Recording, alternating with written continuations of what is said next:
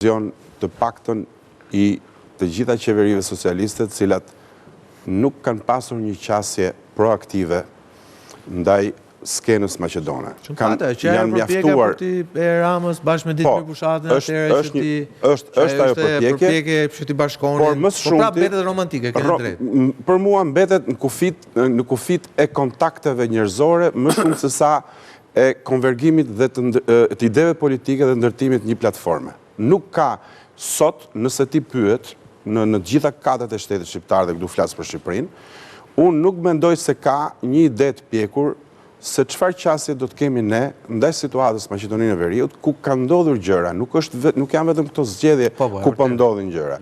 Ardhja e VMRO-s ka qenë një këmban alarmi, sepse kjo është një parti e cila direkt atakoi emrin kushtetues, direkt krijoi një problem me grekët, direkt vuri dyshim integrimin evropian, po hodhi dhe hije mbi statusin e gjuhës zyrtare për Shqipen. Pra, VMRO-ja i ka dhënë sinjalet. Dhe tani ndodhemi një situatë ku edhe në raport me Shqipërinë gjendjen mund ta shohim dy plane. Është ky plani A që u mundova të përshkruaj, disa parti luftojnë për pushtet. Ky është, besoj unë, është qasja më naive. Por Vimke B-ja, që për mua ka shumë rëndësi, është 1/3 e popullsisë me status kushtetues shtetformues, e cila ndjehet për arsye të vjetra dhe të reja, ndjehet jo mirë për të drejtat dhe standardet që gëzon sot Maqedoninë e Veriut dhe që janë shqiptarët, dhe që papritmas shef se si, unë e kujtoj periudhën e Zotit Thaçi, e kujtoj periudhën e Arber Xhaferit dhe një periudhë që sot duket shumë e largët për fat keq, kur shqiptarët kishin përçarje, por nuk kishin këtë lloj përçarje që kanë sot. Sepse këtu kemi dy parti maqedone, VMRO dhe LSDM, që luftojnë, me thënë drejtën, në mënyrë antagoniste mes tyre. Lesa, të kanë se janë botë tretën. Shkoj, hiku. Ajo ka logjikën e vetë dhe si gjithat majtat në Evropë voton edhe ajo po gjen fatin e vet. Levica është tani problemi po se i ka dalë majta, i kanë dalë, nuk kanë fituar askund, ata kanë dalë forcë tretë në shumë vende, apo jo. Por kemi kjo përçarja shqiptarëve dhe me thënë drejtën, me syt e një shqiptari të Shqipërisë, unë sa herë kam qenë këto formate, unë sinqerisht e kam përjetuar si një gjë me termat më të butë, të çuditshme, se si shqiptarët me nevojën akute që kanë për të qenë një faktor i vetëm dhe për t'ju imponuar 2/3 tjera të shtetit, e kanë gjetur luksin dhe kohën dhe hapësirën që të futen në një antagonizëm dhe një armiqësi mes vetes dhe të krijojnë këtë lloj fragmentimi i cili në fund ditës, siç e shpjeguan shumë mirë dy parafolësit, ka krijuar hapësira dhe mundësi për partitë maqedone të mëdha që të përfitojnë aty këtu, që të japin dikujt një lugë dhe ti bien dikujt tjetër me shpull dhe ta lënë aty në cep, pra të bëjnë atë lojën inxhinierin elektorale e cila në fund fare çfarë çon në një situatë si Kërçova që lexoja tani, disa kandidatë shqiptar humbasin se përplasen me njëri tjetrin dhe fiton kandidati VMRO-s. Ka balotazh. M'fal? Ka balotazh. Ka balotazh. Po gjithsesi janë tre apo jo? Po duhet ishte në balotazh. Jo, 2 do jetë balotazh. 2 në balotazh. Po nuk duhet ishte ndoshta. Po s'duhet ishte patjetër, sepse del 1 nga treshja dhe kundërshtari VMRO-s. Tani aty s'duhet kishte fare ngjarje. Ja si kemi. Pra, ke varrezat e dëshmorëve aty, është se nëse do të sa i përket rolit Kosovës, Sokol, situata për mua bëhet edhe më pak serioze, sepse ndërhyrjet gjysmë ideologjike dhe gjysmë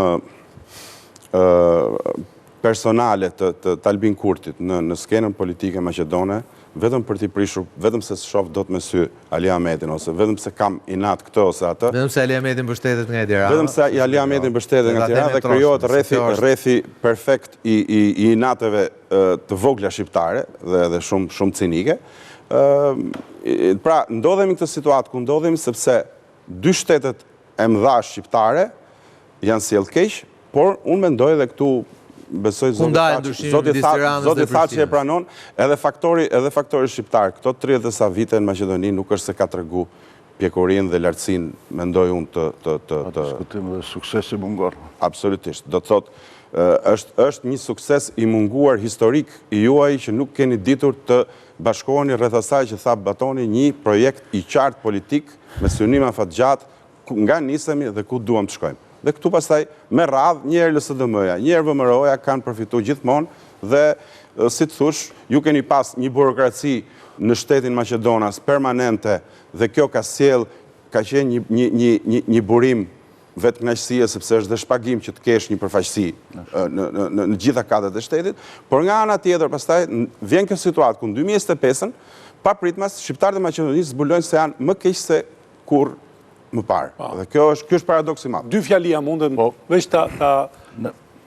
Shqipëria dhe shteti shqiptar ka ofruar dashni pa kushte dhe pa llogaridhënie për liderin. Kjo pra është romanca. Dhe dyta, Kosova dhe lideri i saj ka bërë diverzion të çmendur gati, deri në çmenduri për inatit lider. Siç ti ta bëjej. Dhe kjo është. Vetëm për ju mendu, vetëm një plotësim të kësaj që tha Skënderi, edhe në vazhdim edhe të asaj që tha Batoni. Që temi leadershipi shqiptar në Shqipëri pra ka ofruar dashuri pa kushte. Mua më kujtohet, po më korrigjoni se ju e dini më mirë se unë, që përçarja e parë është ajo e kohës prosperitetit demokratik. 93. Kam qenë kryetari i Degës më të madh. Dhe kanë qenë kryetari i Degës dhe sigurisht tash unë jam shumë i ri për të analizuar çka kanë ngjarë atëherë, se kam qenë vetëm 20 vjeç. Një gjë e them të sigurt, që përçarja midis jush dhe Abdulrahman Alitit edhe për shkak se Berishës. Jo. A dhe pse? Unë kam qenë kryetari i Degës më të madh të PPD-s. Po që dora e Tiranës atëherë ka qenë. Do të sqaroj se tash edhe është koha e dekonspirimit. Deklasifikimit. Jo, se deklasifikohen, se kanë kaluar. Po, sigurisht.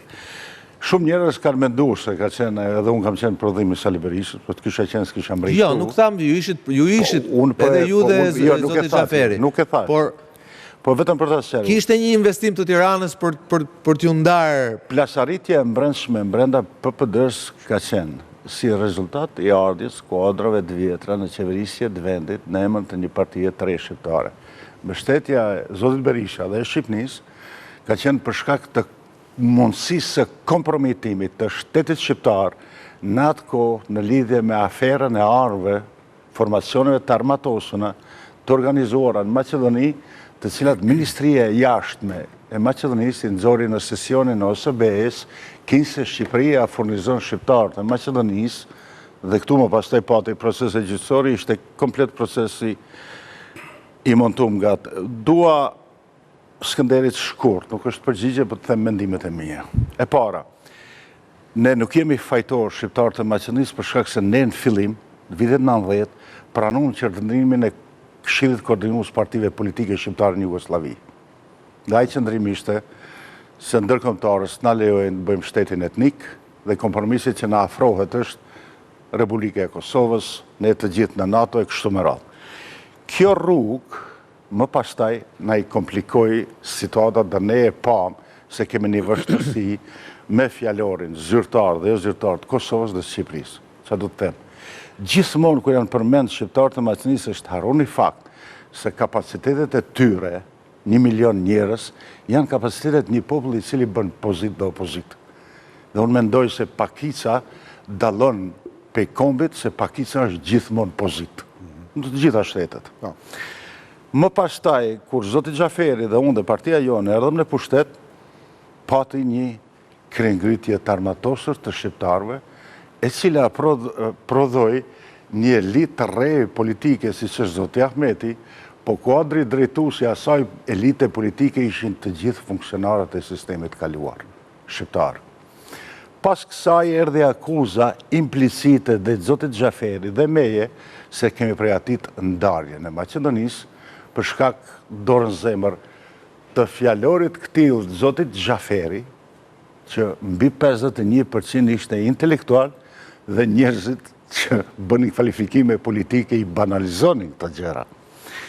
Më pastaj gjatë gjithë kësaj kohe patëm një mbështetje të fortë qeverisë Shqipërisë në procesin e integrimit, dorën zemër s'ka qenë vetëm formal.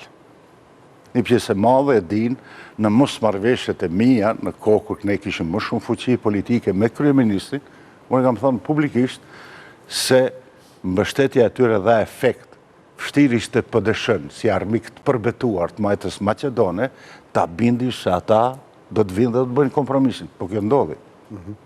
Maqedonia është NATO, si rezultati ardhes në pushtet të majtës Maqedone dhe mbështetjes të pakushtuar. Jo thoni këtu ishte ndikimi i Tiranës. Absolutisht. Absolutisht dhe i drejt, dhe ka qenë shumë vështirë që unë të bindem si kryetar i PD-shës, që atëherë isha forca e dytë kryesore, opozitare shqiptarëve, dhe votat e mia në parlament pa kushte kanë shku në këtë drejtim. Pas kësaj prapë erdhi faza e romantizmit, e lodrave, e tupaneve, e takimeve në Shkup mes kryeministit Shqipërisë, Zotit Ahmeti, të Kosovës. Dhe kjo mundsoi një rikthim të nacionalizmit Maqedonos në mënyrë të pavarëtur. Si mendoj unë se mund ndalet kjo? Me ndrimin e rregullave të lojës. Unë nuk kam kurfar vëretje për Shqipërinë, për Kosovë, sidomos për Shqipërinë. Njerëzit tu ndryshe i shohin gjërat. I shoh formulimet tuaja që janë tërësisht sakta politike, por reale nuk janë Maqedoni. Kur ne themi se shqiptarët e Maqedonisë janë pjesë e kushtetutës, ju lush për mirë kuptim. Ne jemi si narracion, deskripcion, përshkrim pjesë e kushtetutës në preambull. Akte normative, sokol. Asnjë gërm nuk ka brenda kushtetutës shqiptare.